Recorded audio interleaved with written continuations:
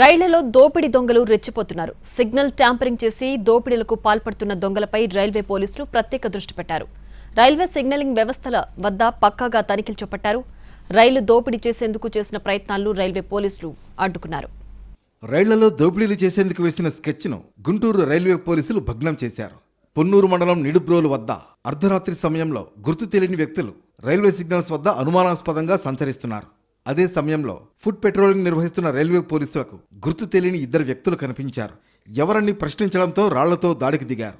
దీంతో రైల్వే పోలీసులు కాల్పులకు దిగారు. 10 రౌండ్లు కాల్పులు జరిపారు. అర్ధరాత్రి చీకటిగా ఉండడంతో గుర్తు తెలియని వ్యక్తులు పొలాల్లో పారిపోయారు.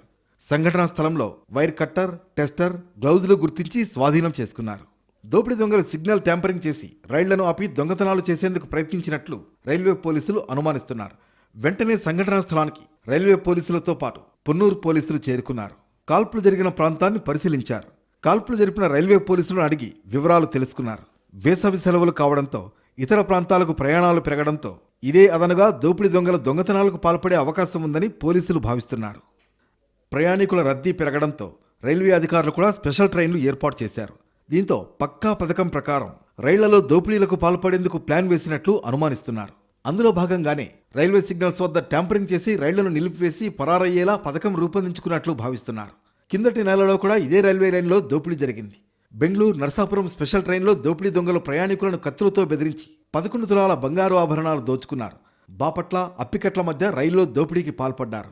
అప్పికట్ల వద్ద రైలు దిగి దోపిడీ దొంగలు పరారయ్యారు. ఈ ఘటనపై విజయవాడ రైల్వే పోలీసులు కేసు నమోదు చేసి దర్యాప్తు చేపట్టారు. ఎవరైనా రైళ్లలో దోపిడీలకు పాల్పడే ప్రయత్నం చేస్తే కాల్పులు జరపడానికి కూడా వెనకాడమని రైల్వే పోలీసులు దోపిడీ దొంగలను హెచ్చరించారు. సదరు నేరస్థలం నుండి హోమ్ సిగ్నల్ దగ్గర నుండి నిడుబ్రోలు విలేజ్ వైపుగా వారు పొలాల్లో తప్పించుకునే ప్రయత్నం చేసి పారిపోయారు. దాని మేరకు ఇమీడియట్గా ఉన్నతాధికారులు అందరికీ తెలియజేయడం జరిగింది.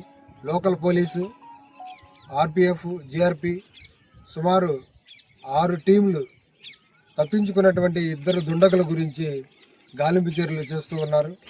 పారిపోయిన గుర్తు తెలియని వ్యక్తులను పట్టుకునేందుకు 6 ప్రత్యేక బృందాలు ఏర్పాటు చేసినట్లు అధికారులు చెబుతున్నారు. ఇతర రాష్ట్రాలకు చెందిన దోపిడీ దొంగలే ఈ ప్రయత్నాలకు పాల్పడి ఉంటారని పోలీసులు భావిస్తున్నారు.